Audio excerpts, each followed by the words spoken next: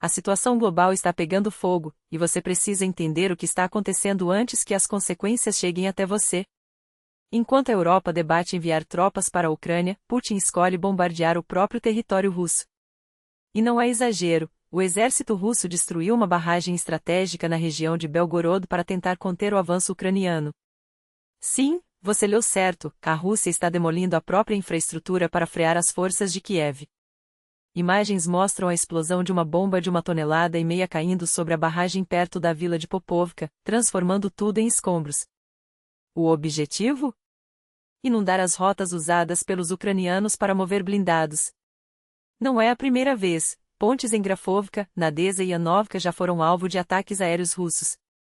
Enquanto isso, o Ministério da Defesa de Moscou insiste em negar o óbvio, mas até canais pró-Kremlin admitem, as tropas ucranianas já controlam Popovka. A guerra está tão fora de controle que o próprio território russo vira campo de batalha. Mas o perigo não para por aí. O Oriente Médio está à beira de um conflito que pode arrastar os Estados Unidos para uma guerra direta. Trump já ameaça bombardear o Irã, e não é blefe. Fontes internacionais revelam que Washington e Tel Aviv planejam uma operação militar conjunta para destruir o programa nuclear iraniano. A máquina de guerra americana já está posicionada, caças F-35, bombardeiros estratégicos, 2 grupos de ataque de porta-aviões no Golfo Pérsico e sistemas Patriota e de defesa antimíssil. O Irã não cede. Depois que os Estados Unidos abandonaram o acordo nuclear de 2015, Teherã não confia em negociações. O presidente iraniano, Masoud Pezeshkian, foi claro, não faremos concessões sob ameaças. E o conselheiro do Ayatollah, Ali Larijani, lançou um aviso ainda mais grave: se Washington ou Israel atacarem, o Irã acelerará a produção de uma bomba atômica. A França já convocou uma reunião de emergência do Conselho de Defesa, e a Europa treme com a possibilidade de um conflito que pode explodir a qualquer momento. Enquanto isso, a Polônia se vê refém de uma armadilha: enviar tropas para a Ucrânia ou cair na narrativa da propaganda russa. Varsóvia nega veementemente qualquer plano de intervenção, mas não por medo de Moscou, por estratégia. O ministro das Relações Exteriores, Radoslav Sikorski, foi taxativo: não entraremos na Ucrânia, mesmo que a situação piore. A propaganda russa já nos acusa de querer ocupar territórios ucranianos, e não daremos munição para esse discurso. Mas Zelensky não desiste. Nesta sexta-feira, ele reúne comandantes militares de países dispostos a enviar contingentes, seja por terra, ar ou mar. A Ucrânia sabe que precisa de aliados, e a Polônia, com sua proximidade geográfica e econômica, seria a maior beneficiada na reconstrução do país. O jogo é de alto risco. Ceder à pressão pode alimentar o discurso do Kremlin, mas ficar de braços cruzados também tem um preço. E como se não bastasse, uma bomba-relógio explodiu na internet. Dados pessoais de centenas de milhares de ucranianos ficaram expostos por anos. Números de passaportes, carteiras de motorista, registros fiscais e documentos veiculares estavam disponíveis sem qualquer proteção em servidores de empresas que verificam carros usados. Um especialista em cibersegurança já havia alertado sobre o vazamento em 2022, mas as autoridades ignoraram. Só agora, após uma investigação do Q Independent, a brecha foi fechada. O estrago, porém, pode ser irreparável. Esses dados poderiam ser usados por espiões russos, criminosos ou qualquer um com más intenções. A negligência custará caro. Na Rússia, o clima é de caça às bruxas. O Homo invadiu academias em Moscou pela segunda vez em uma semana, desta vez no Spirit Fitness. Homens foram jogados no chão, rostos contra o piso, enquanto agentes verificavam documentos. O alvo: migrantes da Ásia Central. Mulheres foram liberadas e homens, humilhados. Testemunhas relatam que a divisão foi clara: não russos de um lado, russos de outro.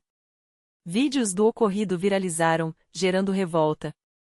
Fontes ligadas às forças de segurança afirmam que a operação busca imigrantes ilegais, mas o timing é suspeito. A campanha de recrutamento militar acaba de ser lançada, com a meta de alistar 160 mil homens. Coincidência? Duvidoso. O comissário militar de Moscou, Maxim Loktev, insiste que os recrutas serão enviados apenas para treinamento, mas a população não acredita. E o modelo russo de repressão ganha novos adeptos. Depois da Rússia e da Geórgia, agora é a vez do Cazaquistão flertar com uma lei de agentes estrangeiros, e o pior, o Ministério da Justiça de Moscou estaria por trás dos bastidores. A jornalista Ardak Bukeyeva denunciou que autoridades russas estão aconselhando informalmente o governo cazaque na elaboração do projeto. Temos a oportunidade única de ver como será o campo informacional e os direitos humanos no Cazaquistão em 2026. Basta ligar a TV estatal russa para ter uma prévia, ironizou. A deputada Irina Smirnova, autora da proposta, negou qualquer influência externa, mas o dano à imagem do país já está feito. A sombra do autoritarismo se espalha, e a pergunta que fica é: quem será o próximo? Você está acompanhando tudo isso de perto? Porque essas notícias não são apenas manchetes, são sinais de um mundo à beira de mudanças drásticas. Fique à frente.